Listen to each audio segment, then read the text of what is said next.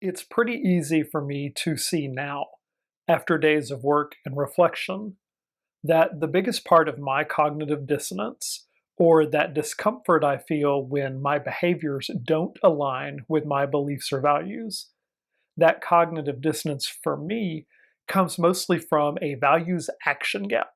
The values action gap is the space that occurs when our values don't match our actions. Lots of ways this can show up. For example, I say that I care about being healthy, but I'm not small, I don't exercise, and I eat terribly. I say that I want to buy ethically produced products, but I don't invest any time in making sure the shoes or designer scarf or expensive messenger bag I buy isn't made from sweatshop labor or child labor. Recycling, we say it matters, but how many of us really do it consistently? Worried about climate change? Worried enough to do things to reduce your carbon footprint? See, lots of values action gaps that affect us all. But some hit us harder than others. Some values action gaps lead to significant cognitive dissonance. The greater the cognitive dissonance, what we call magnitude of dissonance, the greater that discomfort, the more it's going to hold you back. And that's where I'm at. When I first started out in mental health, I had this goal of working forever in forensic psychology. It just seemed to fit my personality and my abilities. More than a decade in, I realized that as much as I enjoyed the work on an intellectual level, I didn't care for it on a personal level. It was just too dark, too destructive, too sad, too energy draining, too hopeless. There was no way I could do that full time as a career. So I stepped back and focused on private clinical practice, assessment and therapy.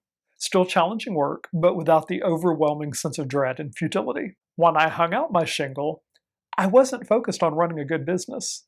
I was focused on doing good work. See, I had this notion that I was going to be some kind of miracle worker for the downtrodden, a champion for the underdog. Yeah, in hindsight, I realized there was a bit of a savior complex back then. So I took on all kinds of work, regardless of the money. I gave away a lot of my time and my services. Sometimes I saw people for free. Other times I was discounting my work by as much as 90%, but I didn't care because I was doing good work for people who most needed me, except when it came time to pay bills. And when I started to get that feeling of being undervalued or even taken advantage of because these people were telling other people I would help them for free. And that was not the agreement. So I thought long and hard about what mattered to me, and I found this comfortable space between service and profitability. Fast forward another decade, and somehow that balance shifted even more. As my business grew and I took on more people and additional location overhead, money became a driving factor. It had to. I am, after all, running a business. Some days it feels like a nonprofit agency, but that's really not what I'm going for. More and more work was about covering the overhead. More and more pigeonholing myself into specific clients and specific therapies. And it's in my wheelhouse, so why not have steady work that I can do well that lets me continue to live indoors and eat? Made sense. Or so I kept telling myself. Fast forward to earlier this week, when I did the sand tray exercise and had a strong reaction to no longer being passionate about some aspects of my work. It had transitioned from a vocation to a job. And if I'm honest, on some level I've known that for a while. That's why it came out in the sand tray exercise. I get that. I know how this works. But it's just not my work life where values are not aligning. It's a lot of areas of my life, which is why I spent some time on values clarification. I did a values assessment quiz using the values that they provide. The results were, I think, fairly predictable, but I'm not sure I agree 100% because I would have chosen other values to assess. It was a forced choice thing after you picked from their limited list. Still, it was a good exercise and it got me thinking. So I turned to one of my worksheets, Personal Values, Circles of Influence. There were no value lists included, so I needed to choose things all on my own. Honestly, there were so many values that came to mind, I was a little overwhelmed. So I turned to the renowned Brené Brown for help. She has a list of values in her Dare to Lead curriculum. I'd looked at a few other lists, but this one really matched my thinking quite well, so I used it. The exercise begins with identifying my top 5 values. Limiting it to 5 was quite hard. I did it a few times, and each time I came up with some different combination. A few values were always the same, but not all. I finally settled on love, intelligence, integrity, empathy, and connection. That's my top 5, at least for this season of my life. The next circle was values for my family, again, limited to 5. This was harder because I had to make some assumptions based on what I've observed over the years and what I've been told. I think this is fairly close. Love, home, connection, loyalty, and wisdom. Friends came next. Again, assumptions based on experience and disclosure. Love, fun, community, compassion, and inclusion. Seems right to me. Lastly was society. This was the hardest for me. I had a hard time trying to define or delineate what society is for me. Is it the world as a whole? This country? This state? This community? Is it the aggregate of my friends, family, neighbors, and whatnot? That was tough because the values will be different depending on how I think of the society. Ultimately, I landed on a hybrid of this country and this state based on recent and current events. I tried hard not to be overly negative in these values, but this seemed mostly right to me in a state and a nation that's leaning more and more to Christian nationalism overlaid with the prosperity gospel, overlaid with true grit of a country stolen from indigenous people and colonized on the notion of some type of freedom and building a better life. Patriotism, ambition, wealth, resourcefulness, control.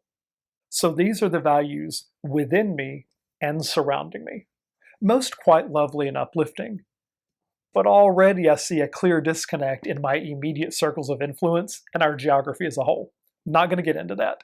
I'm focusing on the first 3 circles, and mostly the first circle, me. And what I see here is something rather discomforting. My professed values are not in alignment with my behavior. Yes, love and intelligence are a match. But connection? Hard to live that value when I spend so much time compartmentalizing and limiting the ways I interact and share with others. Empathy, I think I'm doing okay in most areas, but maybe not within myself. I think in my work life, I may be too empathetic, and that's why I've taken on too much of the types of work that aren't particularly rewarding for me in the season. Also, I could make an argument that being genuinely empathetic with important people in my life would tie back to connectivity because I would understand their need to be more connected with me and I would do more to meet that need. Integrity? I don't think so right now. I am not living my life with the integrity I say is important. If I was, I wouldn't be having so many of these struggles for so long. I would have done more, I would have done better, I would have done it sooner. I would be more genuine with myself and with others. What I say I want, my values, and what I'm doing day in and day out in my relationships, and especially my primary relationship with my boyfriend, not great alignment. In a lot of ways, I do think I act in accordance with my professed values, but not consistently. Not consistently enough to avoid the cognitive dissonance that's haunting me these days. Beyond the observation I'm not living my values, I have to face a really harsh reality that I am actually living my truth. I'm living my truth because my actions are consistent from day to day. May not be a truth that I like, but it's a truth nonetheless. The question facing me now is what to do with this knowledge. Identifying my current values and areas where I'm out of alignment, well, that was pretty easy. The challenge is going to be discarding those unwanted or unhealthy values, beliefs, and behaviors that have been part of my life for too long. We all know change, it ain't easy. It might, just might, be easier if I completely uprooted myself and started life anew. But that's not a viable option for me right now. So I have to do this where I'm at, which means I'm placing greater emphasis on activities, experiences, and people that are consistent with my values. It means committing to behaviors that match those values. It won't be perfect because nothing ever is. But for sure, if I'm doing this well, it means there's a lot more time where my life looks like my values versus the amount of time I'm having to spend comforting myself about why things aren't going well. I'll start with the most basic part, which is consciously reprioritizing and realigning my activities, my behaviors, my efforts around the values I want to share with the world. I'm going to take a few minutes several times a day and ask myself if the things I'm doing are supporting my values or belying them. Are my thoughts consistent with my values? And are my behaviors in line? Are there opportunities for me to better prioritize things? I'm also going to do this hard thing of sitting in space. For me, one of my favorite words is no. I've always felt if I made it through the day without saying no to something, I wasn't honoring my boundaries. Right now, my gut instinct is to say no to everything and slowly add things back in. But I need to sit in space with these thoughts and behaviors and commitments that don't match my values so I can better understand why I'm doing those things. That understanding is going to be really important for the last step. I'm going to be more flexible in my life. Right now, I'm trying hard to limit the amount of time I'm working or committing to work-like tasks. This is not a time for me to fill a calendar with activities or fill my day with low-level, low-reward tasks for the sake of checking things off lists and feeling productive. I need to have some downtime built into each day, some free time to add things in as they arise that give me opportunities to live my values. Maybe that's coffee with a friend, impromptu lunch date, volunteering for something, or reading a book that enriches my knowledge, or just sitting and watching some TV to relax. Could be anything. But there needs to be space for that. I'm also going to invite people in my life, those people important to me, to be a mirror for me, to reflect back when I'm on track and when I'm off track. I have to trust them to be honest with me, and all I ask is that they also be a little bit gentle. Relationships matter to me, and I have to make sure I'm giving the best of me for the best of them, and that we can support and uplift each other when the best isn't possible. Lastly, I'm going to periodically reevaluate my priorities. Earlier I said understanding why I do what I do matters, and here's why. If I'm unable to change my behaviors to match these professed priorities, then maybe those aren't really the right priorities for me. Maybe that's not really genuine to me. But if I can make and maintain those changes, it helps to know why these things work for me and for the people around me. That feedback loop helps keep me on track. Admittedly, this is a lot to consider, but prioritizing my truest values, or those things I want to be my truest values, is important for my recovery. Making sure I'm living those values, living with integrity and intentionality, is important for my recovery in all my relationships, personal and professional. It's a lot, not an easy thing to make this kind of a pivot. I have to believe it's worth the effort.